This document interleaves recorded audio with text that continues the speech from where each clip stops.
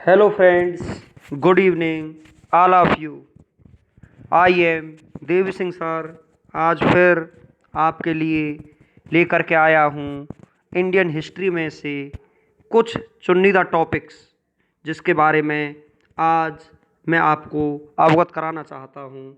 Friends, आपको पता है हमारे वीडियोज डेली पब्लिश होते हैं। कम से कम एक वीडियो तो आपका आता ही है जिस सब्जेक्ट के वीडियो आपके चले हुए हैं। आपको ये भी पता है एक मैथमेटिक्स को छोड़कर और जो वीडियोज हमारे होते हैं वो लंबे नहीं होते हैं, वो बहुत ही शॉर्ट में होते हैं।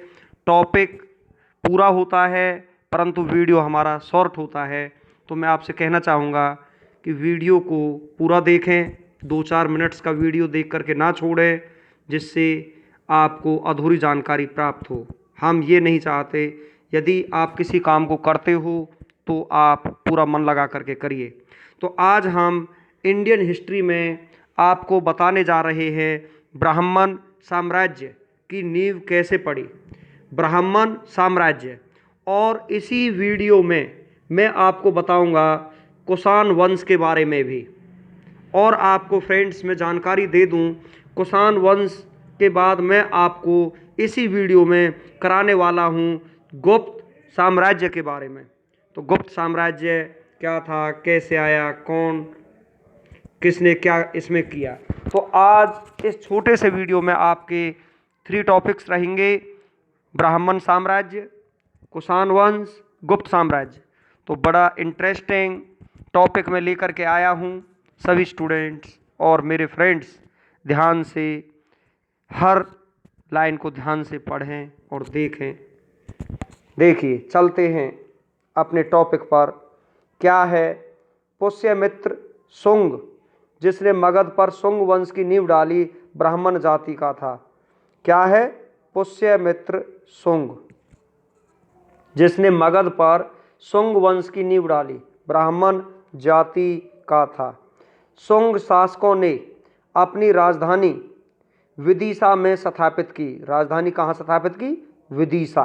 ये आपको ध्यान रखना है। शुंग शासकों की जो राजधानी थी वो क्या थी? विदिशा। इंडो यूनानी शासक मिनांडर को पुष्यमित्र शुंग ने पराजित किया। पुष्यमित्र शुंग ने 2 बार अश्वमेध यज्ञ किया। इनके लिए पतंजलि ने अश्वमेध यज्ञ कराए। इससे आगे चलते हैं। भरहूत स्तूप का निर्माण पुष्यमित्र शुंग ने करवाया। शुंग वंश का अंतिम शासक देवभूति था, जिसकी हत्या 73 ईसा पूर्व में वासुदेव ने कर दी और मगध की गद्दी पर कण्व वंश की स्थापना हुई। कण्व वंश का अंतिम राजा सुशर्मा हुआ। इससे आगे फ्रेंड्स हम आपको और कुछ जानकारी देते हैं। क्या है कि देखिए, सिमुख ने 60 ईसा पूर्व में सुशर्मा की हत्या कर दी और सातवाहन वंश की स्थापना की। सातवाहन आंध्र वंश शासकों ने अपनी राजधानी प्रतिष्ठान गोदावरी नदी के किनारे स्थापित की। प्रतिष्ठान महाराष्ट्र के औरंगाबाद जिले में है। सातवाहन वंश के प्रमुख शासक थे सिमुख, सातकर्णी, गौतमीपुत्र, सातकर्णी, वशिष्ठिपुत्र, पुलुमावी तथा यज्ञश्री सातकर्णी। सातकर्णी ने 2 अश्वमेध तथा 1 राजसूय यज्ञ किया। ये आपको ध्यान रखना है। सातकर्णी ने 2 अश्वमेध यज्ञ किए तथा 1 राजसूय यज्ञ किया। इसके बाद में फ्रेंड्स हम देखते हैं सातवाहन शासकों के समय के प्रसिद्ध साहित्यकार हाल एवं गुणाढ्य थे। हाल ने गाथा सप्तशती तथा गुणाढ्य ने वृहद कथा नामक पुस्तकों की रचना की। सातवाहन शासकों ने चांदी, तांबे, सीसा, पोटीन और कांसे की मुद्राओं का प्रचलन किया। सातवाहन अपने सिक्का ढालने में जिस शीशे का इस्तेमाल करते थे उसे रोम से मंगाया जाता था। नेक्स्ट आगे हम और देखते हैं फ्रेंड्स, ब्राह्मणों को भूमि अनुदान देने की प्रथा का आरंभ सातवाहन शासकों ने ही सर्वप्रथम किया। ये आपको ध्यान रखना है कि ब्राह्मणों को भूमि को जो दान दिया जाता था वो सर्वप्रथम किसने शुरू किया? सातवाहन शासकों ने ही। सातवाहन सातवाहना की राजकीय भाषा प्राकृत एवं लिपि ब्राही थी। सातवाहनों में हमें मात्र तंत्रात्मक ढांचे का आभास मिलता है। उनके राजाओं के नाम उनकी माताओं के नाम पर रखने की प्रथा थी, जैसे गौतमीपुत्र, वशिष्ठिपुत्र आदि। लेकिन सातवाहन राजकुल पितृतंत्रात्मक था, क्योंकि राज सिंहासन का उत्तराधिकारी पुत्र ही होता था। नेक्स्ट हम आपको बता देते हैं, सातवाहन शासकों ने ग्रामीण क्षेत्रों में प्रशासन का काम गोलमिक को सौंपा। गोलमिक एक सैनिक टुकड़ी के प्रधान होता था, जिसमें 9 रथ, 9 हाथी, 25 घोड़े और 45 पैदल सैनिक होते थे। सातवाहनों की महत्वपूर्ण स्थापत्य कृतियाँ हैं कार्ले का चैत्य, अजंता एवं एलोरा की गुफाओं का निर्माण एवं अमरावती कला का विकास। सातकर्णी एवं अन्य सभी सातवाहन शासक दक्षिणापथ के स्वामी कहे जाते थे। नेक्स्ट आगे देखते हैं हम, सातवाहन राज्य में उत्तर तथा दक्षिण भारत के बीच सेतु का काम किया। भारत के जो यवन राज्य हैं, अब हम उनके बारे में आपको बताना चाहेंगे। भारत के जो यवन राज्य हैं वो कौन कौन से हैं, कैसे हैं, देखिए ध्यान से। हम आपको बताते हैं, भारत पर आक्रमण करने वाले विदेशी आक्रमणकारियों का क्रम हिंदू, यूनानी, शक, पहलव, कुषाण थे। सेल्यूकस के द्वारा स्थापित पश्चिमी तथा मध्य एशिया के विशाल साम्राज्य को इसके उत्तराधिकारी एंटिओकस प्रथम ने अक्षुण्ण बनाए रखा। एंटिओकस द्वितीय ने के शासनकाल में विद्रोह के फलस्वरूप उसके अनेक प्रांत स्वतंत्र हो गए। नेक्स्ट आगे चलते हैं फ्रेंड्स, हम ये आपका दिया हुआ है, बैक्ट्रिया के विद्रोह का नेतृत्व डियोडोटस प्रथम ने किया था। बैक्ट्रिया या डियोडोटस प्रथम के साथ इन राजाओं ने क्रमशः शासन किया।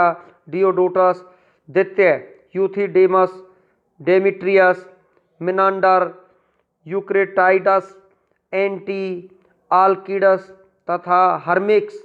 भारत पर सबसे पहला आक्रमण बैक्ट्रिया के शासक डेमिट्रियस ने किया। इसने 190 ईसा पूर्व में भारत पर आक्रमण कर अफगानिस्तान, पंजाब, सिंध के बहुत बड़े भाग पर अधिकार कर लिया। इसने सकल को अपनी राजधानी बनाई। इसे ही हिंदी यूनानी या बैक्ट्रियाई यूनानी कहा गया। नेक्स्ट आगे हम देखते हैं फ्रेंड्स, हिंदी यूनानी शासकों में सबसे अधिक विख्यात मिनांडर 165 से 145 ईसा पूर्व में हुआ। इसकी राजधानी साकल, आधुनिक सियालकोट, शिक्षा का प्रमुख केंद्र थे।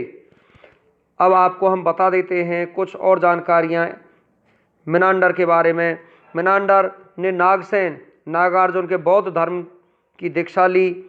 मिनांडर के प्रश्न एवं नागसेन द्वारा दिए गए उत्तर एक पुस्तक के रूप में संग्रहित है, जिसका नाम मिलंद पन्हो अर्थात मिलंद के प्रश्न या मिलंद प्रश्न है।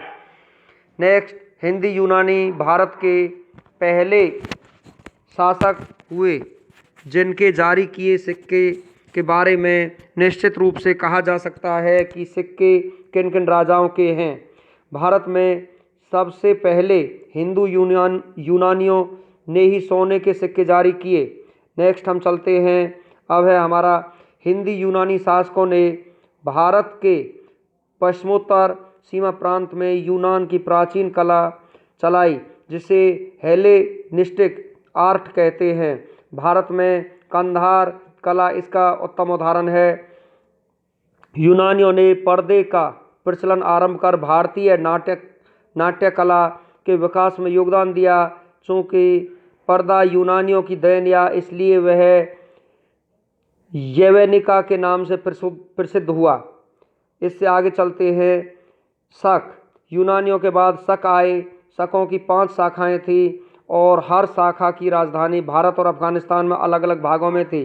पहली शाखा ने अफगानिस्तान, दूसरी शाखा ने पंजाब, राजधानी तक्षशिला, तीसरी शाखा ने मथुरा, चौथी शाखा ने पश्चिमी भारत एवं 5वीं शाखा ने उत्तरी दक्कन पर प्रभुत्व स्थापित किया। प्रथम शक राजा मोव था। नेक्स्ट आगे देखते हैं फ्रेंड्स, शक मूलतः मध्य एशिया के निवासी थे और चारागाह की खोज में भारत आए थे। 58 ईसा पूर्व में उज्जैन के एक स्थानीय राजा ने शकों को पराजित करके बाहर खदेड़ दिया और विक्रमादित्य की उपाधि धारण की। शकों पर विजय के उपलक्ष्य में 58 ईसा पूर्व से एक नया संवत विक्रम संवत के नाम से प्रारंभ हुआ। मोस्ट इम्पोर्टेंट ये आपका मोस्ट इम्पोर्टेंट है। विक्रम संवत हमारा कब से चला? शकों, फिर देखिए, शकों पर विजय के उपलक्ष्य में 58 ईसा पूर्व से एक नया संवत विक्रम संवत के नाम से प्रारंभ हुआ। उसी समय में से विक्रमादित्य एक लोकप्रिय उपाधि बन गई जिसकी संख्या भारतीय इतिहास में 14 तक पहुंच गई। गुप्त सम्राट चंद्रगुप्त द्वितीय सबसे अधिक विख्यात विक्रमादित्य था। नेक्स्ट आगे चलते हैं। शकों की अन्य शाखाओं की तुलना में पश्चिम भारत में प्रभुत्व स्थापित करने वाली शाखा ने सबसे लंबे अरसे तक शासन किया, लगभग 4 शताब्दी तक। नेक्स्ट आगे चलते हैं। गुजरात में चल रहे समुद्री व्यापार से यह शाखा काफ़ी लाभान्वित हुई और भारी संख्या में चांदी के सिक्के जारी किए। शकों का सबसे प्रतापी शासक रुद्र दामन प्रथम था, जिसका शासन 130 से 150 ईस्वी गुजरात के बड़े भाग पर था। इसने काठियावाड़ की अर्ध शुष्क सुदर्शन झील मौर्यों द्वारा निर्मित का जीर्णोद्धार किया। रुद्रदामन संस्कृत का बड़ा प्रेमी था। उसने ही सबसे पहले विशुद्ध संस्कृति भाषा में लंबा अभिलेख गिरनार अभिलेख जारी किया। इसके पहले कि सभी अभिलेख प्राकृत भाषा में रचित थे। गिरनार अभिलेख इम्पोर्टेंट है भाई, ये इसको आप देख लेना। भारत में शक राजा अपने को क्षत्रप कहते थे। नेक्स्ट आगे चलते हैं। ये आपका पार्थियाई या पहलव, ये क्या है? पश्चिमोत्तर भारत में शकों के आधिपत्य के बाद पार्थियाई लोगों का आधिपत्य हुआ। सबसे प्रसिद्ध पार्थियाई राजा गोंडो फनिड्स था। तो इसी के शासनकाल में सेंट टॉमस ईसाई धर्म का प्रचार करने के लिए भारत आया। पार्थियाई लोगों का मूल स्थान ईरान में था। अब आता है कुषाण वंश। कुषाण वंश क्या था, इसके बारे में हम आपको जानकारी देते हैं। कुषाण वंश क्या था, देखिए। पहलव के बाद कुषाण आए, जो यूची एवं तोखरी भी कहलाते थे। यूची नामक एक कबीला 5 कुलों में बट गया था। उन्हीं में एक कुल के थे कुषाण। कुषाण वंश के संस्थापक कुजुल कडफिसेस था। कुजुल कडफिसेस कौन था? ये कुषाण वंश का संस्थापक था। इस वंश का सबसे प्रतापी राजा कनिष्क, नाम सुना होगा सभी ने।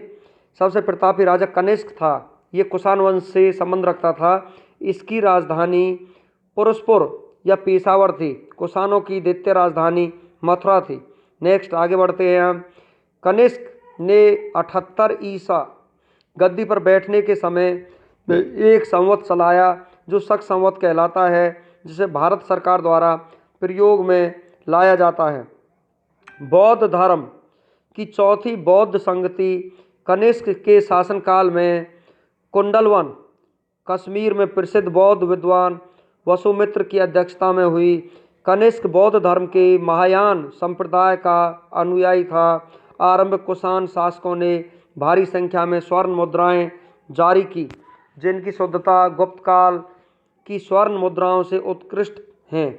कनिष्क का राजवैद आयुर्वेद का विख्यात विद्वान चरक था। मोस्ट इम्पोर्टेंट जो चरक था, ये कुषाण वंश में ही राजवैद की कुषाण वंश का ही ये राजवैद था चरक, जिसने चरक संहिता की रचना की। नेक्स्ट आगे चलते हैं हम। महाविभा सूत्र के रचनाकार वसुमित्र हैं। इसे ही बौद्ध धर्म का विश्वकोश कहा जाता है। कनिष्क के राजकवि अश्वघोष, कनिष्क के राजकवि कौन थे? अश्वघोष ने बौद्धों का रामायण बुद्ध चरित की रचना की। वसुमित्र, पाशर, नागार्जुन, महाचेत और संरक्ष भी कनिष्क के दरबार की विभूति थे। भारत का आइंस्टीन नागार्जुन को कहा जाता है। मोस्ट इम्पोर्टेंट, भारत का आइंस्टीन किसे कहा जाता है? नागार्जुन को। इनकी पुस्तक माध्यमिक सूत्र इस पुस्तक में नागार्जुन ने सापेक्षता का सिद्धांत प्रस्तुत किया गया था। कनिष्क की मृत्यु 102 ईसा में हो गई थी। कुषाण वंश का अंतिम शासक वासुदेव था। नेक्स्ट आगे चलते हैं। कुषाण राजा देवपुत्र कहलाते थे। यह उपाधि कुषाणों ने चीनियों से ली थी।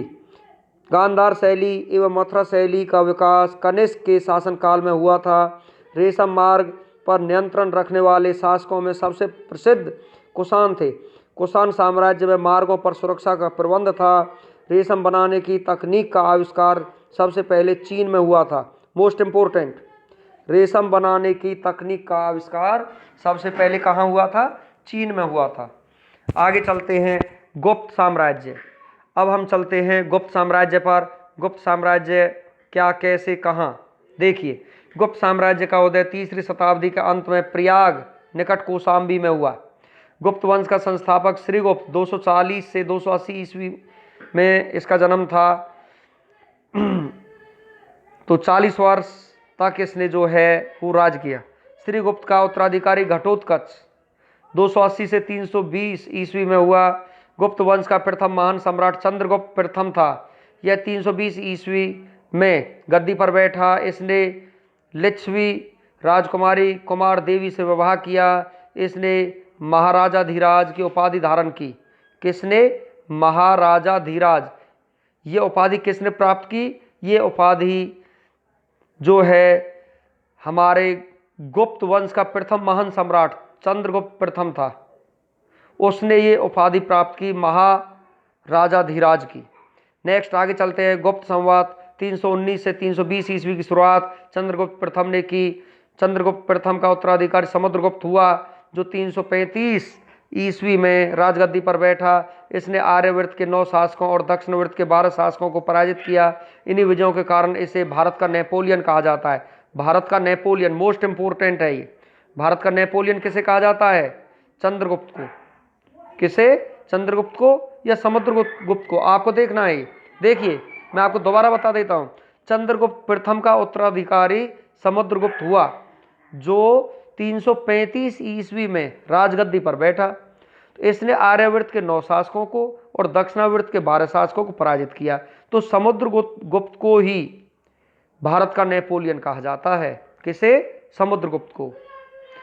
इससे आगे हम पढ़ते हैं। देखिए, आपको और जानकारी कुछ मैं दे देता हूं यहाँ से। बड़ा ही इंटरेस्टिंग आज टॉपिक है फ्रेंड्स। ये समुद्रगुप्त का दरबारी कवि हरिसेन था, जिसने इलाहाबाद प्रशस्ति लेख की रचना की। समुद्रगुप्त विष्णु का उपासक था। समुद्रगुप्त ने अश्वमेधकर्ता की उपाधि धारण की। समुद्रगुप्त संगीत प्रेमी था, ऐसा अनुमान उसके सिक्कों पर उसे वीणा वादन करते हुए दिखाए जाने से लगाया गया है।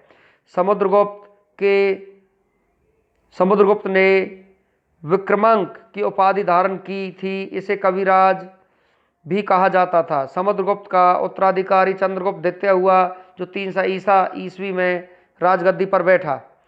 नेक्स्ट आगे चलते हैं। चंद्रगुप्त सेकंड द्वितीय ने के शासनकाल में चीनी बौद्ध यात्री फाहियान भारत आया। शकों पर विजय के उपलक्ष्य में चंद्रगुप्त द्वितीय ने चांदी के सिक्के चलाए। उसके बाद में मैं आपको और कुछ बता देता हूँ यहाँ से। देखिए, चंद्रगुप्त द्वितीय का उत्तराधिकारी कुमारगुप्त प्रथम या गोविंद गुप्त 415 ईस्वी से 454 ईस्वी हुआ। नालंदा विश्वविद्यालय की स्थापना कुमारगुप्त ने की थी। मोस्ट इंपोर्टेंट, कुमारगुप्त ने किसकी स्थापना की थी? नालंदा विश्वविद्यालय की। इससे आगे चलते हैं। कुमारगुप्त प्रथम का उत्तराधिकारी सकंदगुप्त 455 से 467 ईस्वी में हुआ। सकंदगुप्त ने गिरनार पर्वत पर स्थित सुदर्शन झील का पुनरुद्धार किया। तो जो सुदर्शन झील है ये किस पर्वत पर है? गिरनार पर्वत पर। सकंदगुप्त ने पर्णदत्त को सौराष्ट्र का गवर्नर नियुक्त किया। सकंदगुप्त के शासनकाल में ही हूर्णों पर आक्रमण शुरू हो गया। अंतिम गुप्त शासक विष्णुगुप्त था। नेक्स्ट आगे चलते हैं हम फ्रेंड्स। तो ये आपका गुप्त साम्राज्य की सबसे बड़ी प्रादेशिक इकाई देश थी, जिसके शासक को गोपना कहा जाता था। एक दूसरी प्रादेशिक इकाई भूक्ति थी जिसके शासक उपरिक कहलाते थे।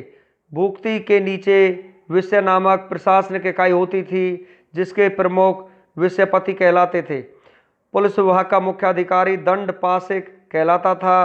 पुलिस विभाग के साधारण कर्मचारियों को चाट एवं भाट कहा जाता था। प्रशासन की सबसे छोटी इकाई ग्राम थी। ग्राम का प्रशासन ग्राम सभा द्वारा संचालित होता था। ग्राम सभा का मुख्य ग्रामीक कहलाता था और अन्य सदस्य मेहतर कहलाते थे।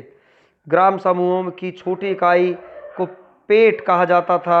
गुप्त शासक कुमार गुप्त के दामोदरपुर ताम्रपत्र में भूमि बिक्री संबंधी अधिकारियों के क्रियाकलापों का उल्लेख किया। नेक्स्ट आगे चलते हैं। भू राजस्व कुल उत्पादन का 1/4 भाग से 1/6 भाग हुआ करता था। आर्थिक उपयोगिता के आधार पर भिन्न प्रकार की भूमि थी। क्षेत्र कृषि करने योग्य भूमि, वास्तु वास करने योग्य भूमि, चारागाह भूमि, पशुओं का चारा योग्य भूमि, शैल ऐसी भूमि जो जोतने योग्य नहीं है, अपृहत ऐसी भूमि जो जंगली होती है। इस तरीके से गुप्त काल में भूमि को बांटा गया। अब चलते हैं कुछ और जानकारियों के साथ। गुप्तकालीन प्रसिद्ध मंदिर जो थे वो कौन कौन से थे? विष्णु मंदिर तिगवा जबलपुर मध्य प्रदेश में, शिव मंदिर भूमरा नागौदा मध्य प्रदेश में, पार्वती मंदिर नैना कुठार मध्य प्रदेश में, दशावतार मंदिर देवगढ़ ललितपुर उत्तर प्रदेश में, शिव मंदिर खोह नागौद मध्य प्रदेश में, भीतरगांव मंदिर लक्ष्मण मंदिर भीतरगांव कानपुर उत्तर प्रदेश ईंटों द्वारा निर्मित। सिंचाई के लिए रहट या घंटी यंत्र का प्रयोग होता था।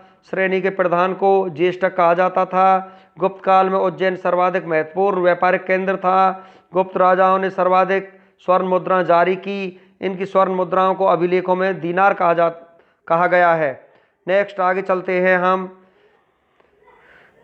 कायस्थों का सर्वप्रथम वर्णन याज्ञवल्क्य के स्मृति में मिलता है। जाति के रूप में कायस्थों का सर्वप्रथम वर्णन ओशनम स्मृति में मिलता है। विंध्य जंगल में सबर जाति के लोग अपने देवताओं को मनुष्य का मांस चढ़ाते थे।